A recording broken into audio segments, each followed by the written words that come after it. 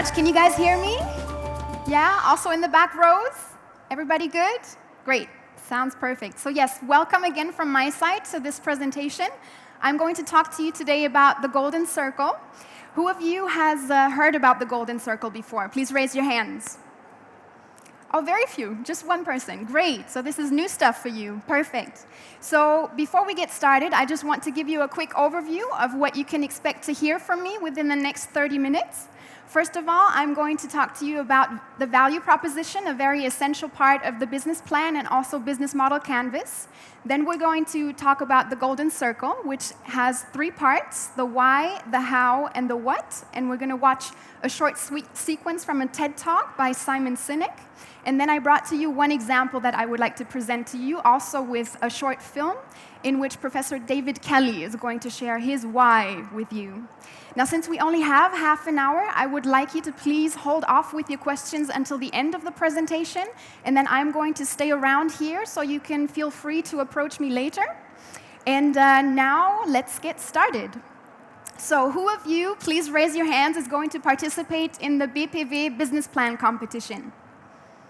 One person, one more, 2, 3. Okay, not very many of you, but that's okay.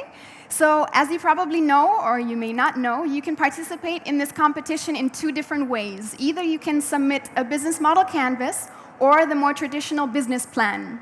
Now, in both of these, what is very essential is the value proposition, or in German, Wertangebot. This is the value that you provide with your service or product to your customer. Now, you're probably all familiar with these brands up on this screen. They all have value propositions. Now, Google, for instance, their value proposition is that they provide a free-of-charge online search engine, state-of-the-art stuff.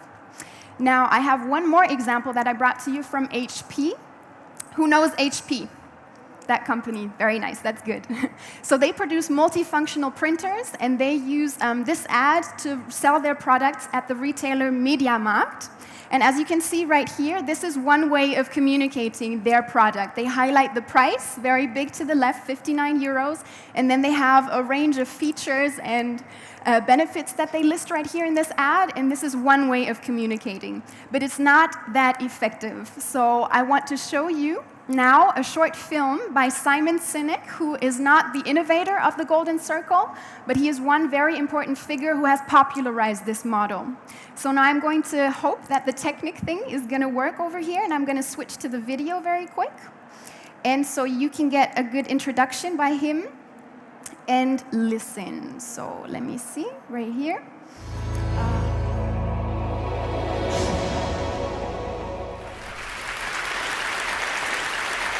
I call it the golden circle.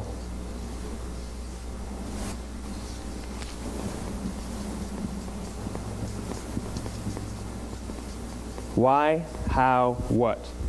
This little idea explains why some organizations and some leaders are able to inspire where others aren't. Let me define the terms really quickly. Every single person, every single organization on the planet knows what they do, 100%. Some know how they do it, whether you call it your differentiating value proposition or your proprietary process or your USP. But very, very few people or organizations know why they do what they do. And by why, I don't mean to make a profit. That's a result. It's always a result. By why, I mean what's your purpose? What's your cause? What's your belief? Why does your organization exist? Why do you get out of bed in the morning? And why should anyone care? Well, as a result, the way we think, the way we act, the way we communicate is from the outside in. It's obvious. We go from the clearest thing to the fuzziest thing. But the inspired leaders and the inspired organizations, regardless of their size, regardless of their industry, all think, act, and communicate from the inside out. Let me give you an example. I use Apple because they're easy to understand and everybody gets it. If Apple were like everyone else, a marketing message from them might sound like this. We make great computers. They're beautifully designed, simple to use, and user-friendly. Want to buy one? Meh. And that's how most of us communicate. That's how most marketing is done, that's how most sales is done, and that's how most of us communicate interpersonally. We say what we do, we say how we're different or how we're better, and we expect some sort of behavior, a purchase, a vote, something like that. Here's our new law firm. We have the best lawyers with the biggest clients. We have, we always perform for our clients, do business with us. Here's our new car. It gets great gas mileage. It has, leather seats. Buy our car. But it's uninspiring. Here's how Apple actually communicates. Everything we do, we believe in challenging the status quo. We believe in thinking differently. The way we challenge the status quo is by making our products beautifully designed, simple to use, and user-friendly. We just happen to make great computers. Want to buy one? Totally different, right? You're ready to buy a computer from me. All I did was reverse the order of the information. What it proves to us is that people don't buy what you do, people buy why you do it. People don't buy what you do, they buy why you do it. This explains why every single person in this room is perfectly comfortable buying a computer from Apple. But we're also perfectly comfortable buying an MP3 player from Apple, or a phone from Apple, or a DVR from Apple. But as I said before, Apple's just a computer company. There's nothing that distinguishes them structurally from any of their competitors. Their competitors are all equally qualified to make all of these products. In fact, they tried. A few years ago, Gateway came out with flat-screen TVs. They're eminently qualified to make flat-screen TVs. They've been making flat-screen monitors for years. Nobody bought one. And Dell came out with MP3 players and PDAs. And they make great quality products, and they can make perfectly well-designed products, and nobody bought one. In fact, talking about it now, we can't even imagine buying an MP3 player from Dell. Why would you buy an MP3 player from a computer company? But we do it every day.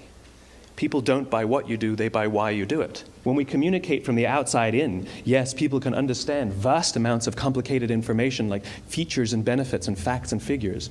It just doesn't drive behavior. When we communicate from the inside out, we're talking directly to the part of the brain that controls behavior, and then we allow people to rationalize it with the tangible things we say and do. This is where gut decisions come from. Sometimes you can give somebody all the facts and your figures, and they say, I know what all the facts and details say, but it just doesn't feel right. Why would we use that verb? It doesn't feel right. Because the part of the brain that controls decision-making doesn't control language. And the best we can muster up is, I don't know, it just doesn't feel right. Or sometimes you say you're leading with your heart or you're leading with your soul. Well, I hate to break it to you, those aren't other body parts controlling your behavior. It's all happening here in your limbic brain, the part of the brain that controls decision-making and not language. But if you don't know why you do what you do, and people respond to why you do what you do, then how will you ever get people to vote for you or buy something from you, or more importantly, be loyal? So great video. So as you saw in the film, Simon explained, this is a very simple model that's built up or made up of 3 circles: the outer circle, the what level, the middle circle, the how level, and then the inner circle, the most important piece actually, the why level. So as he said, every organization on our planet knows what they do. At least they should know. So for products or services, that's the outer circle right there. Now this could be an example, for instance, like a juice company, or it can be a consultancy service, or something like mobility. Quite easy to understand. Some organizations also know how they do what they do. So this can be the factor that distinguishes them or sets them apart from their competitors. It can be their USP, their unique selling proposition. So for instance, for a juice company, this could be that they only use oranges exported or imported from California, or they have some certain technique of squeezing these oranges and making some really special juice. Now, as Simon also said, very few organizations actually know why they do what they do. And why is not about making money, that's just a byproduct and a result. The why is more, what do you believe in? What is your cause? What is your purpose? Why do you get up out of bed in the morning at 8 a.m. or go somewhere? What's your drive? What do you believe in?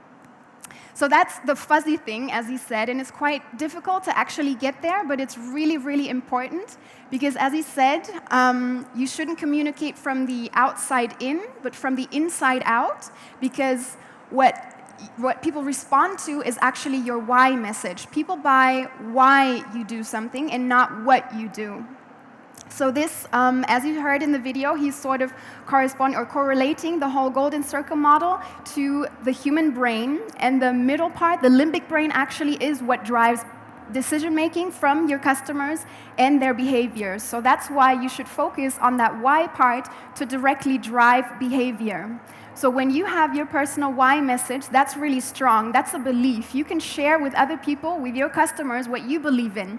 And then that's what people are going to respond to.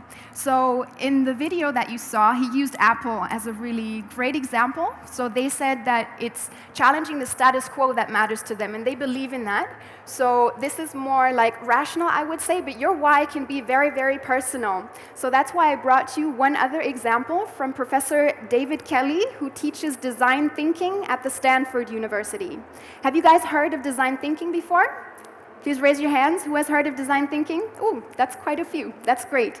Okay, so for those of you who aren't familiar with that, design thinking is a process that designers use in order to come up with their own ideas. It's a quite creative process, and Professor David Kelly uses this to teach to his business students, for instance, to think about their business models or business ideas in a more creative way, and he encourages them to go through the same process that designers go through. And now I want to share with you another video, like I said, and I want you to pay close attention, please, and listen to David Kelly's why message, which is, like I said, very personal. So I'm going to switch again to another video. Bear with me. And it's quite a long video of 18 minutes. We don't have that much time, so I'm going to fast forward, and it's going to take you directly to the part where he talks about his why. So let's see if this starts right away. Yes, sound, please. From it. Doug's story takes place in a hospital. I know a thing or two about hospitals. A few years ago, I felt a lump on the side of my neck. And it was my turn in the MRI machine. It was cancer. It was the bad kind. I was told I had like a 40% chance of survival. So while you're sitting around with the other patients in your pajamas and everybody's pale and thin, and you're waiting for your turn to get the gamma rays, you think of a lot of things. Mostly you think about, am I going to survive?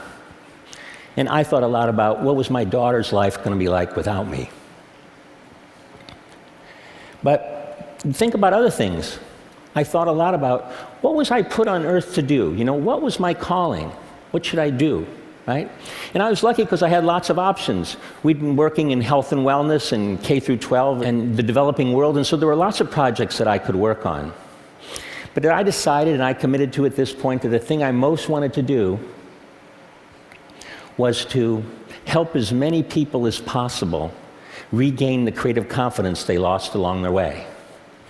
And if I was going to survive, that's what I wanted to do. I survived, just so you know.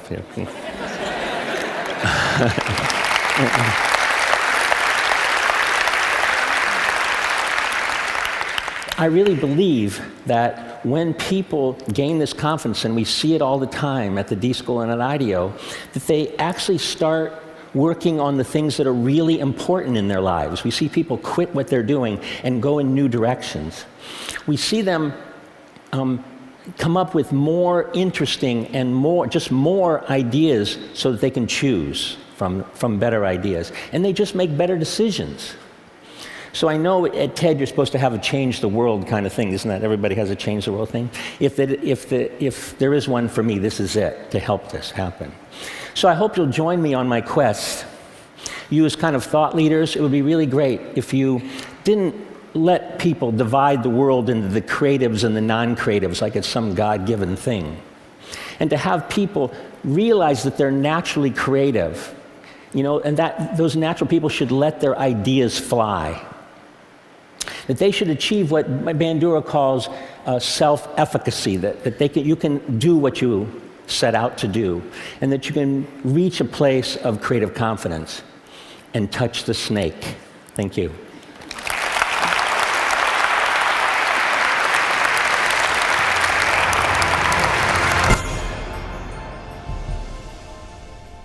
Okay, here we go. So yes, as you saw, so now we're going to sort of look at the golden circle model using Professor David Kelly's example. Now, who of you can tell me what Professor David Kelly's why is? Did you get the why message that he's communicating? None of you, all too shy? I have a microphone here. I'm going to come up to you. Nobody? Okay, I'm going to help you out here. So his personal why is that he wants to help people regain their creative confidence. And the way how he does that is by using that design thinking tool that I explained to you initially before we just watched this film. And then the next level, the what level, is how he does. What he does is he gives workshops and he teaches at Stanford University using that design tool model. And he also travels around the world as a consultant to communicate this and to reach his goal to help people regain their creative confidence. So this is very personal stuff, as I said, and you can use this model in very different ways. So for one, it's you as a founder. You can have your idea, your business model, business idea, and think about it in a very creative sort of way. You can check out or Google design thinking and then use this process. I think it's about 5 steps that you go through and apply it to your model and think about your own personal idea in a more creative way. And then apply, it sort of correlates to this why, because when you communicate and you share your story, which is very personal and touching, like David Kelly's story, you can reach people's hearts or people's minds, or also share your belief and sort of convince them about your idea to also spread the word. And then you can also use this for your customers, of course, to convince them and persuade them to drive their behavior to buy your product or service. But you can also use it in a second way, which is when you try and find new team members who believe in the same thing as you. You can ask them, please write down the golden circle model for you. Do you believe in the same thing that I believe in? This is what Steve Jobs did at Apple too. Maybe you guys have heard the story that he once went around his company and spoke to some of his employees and asked them, why are you here? Why are you working for me? And they did not share his same belief. His belief was to challenge the status quo. And when he heard this employee say that he's believing in something else or not even having an answer to his question, he fired him. That's quite extreme. But you can, in this way, make sure that your team members believe in the same thing and want to reach the same goal that you want to reach. So that's the second way. And then the third way, which brings this all together with the business plan competition, in your business model canvas or your business plan with your value proposition, think about your why. What is the value that you provide to your customers? And more importantly, why do you want to offer that service or product? And then when you, for instance, participate in the competition to win the competition, or you pitch your ideas in front of investors or other people, jurors, for instance, then think about it in the why way. Draw out the golden circle, and believe me, it takes a bit of time. I myself used 6 months in order to get to my why, so it's not an easy exercise of 5 minutes where you sit down and bam, you have your why. You have to really think about it and really go inside. It could be very personal, it doesn't have to be, but you can really, as I said, drive people's decisions and have the jurors or investors give you money to realize your business when you apply exactly this model. Another example that I want to share with you is that in politics, for instance, you probably all heard of Martin Luther King, right? So in the civil rights movement, there were, I think, 100,000 Americans, and without the internet, without any way of hearing about him, traveling across the country to come and listen to him speak. There were many other politicians talking about civil rights and what they were fighting for, but what was different about Martin Luther King is that he had a why. He said, I have a dream, which is very powerful stuff. And people came to listen to this man because he, back then, understood exactly this model, although it didn't exist back then, but that's okay.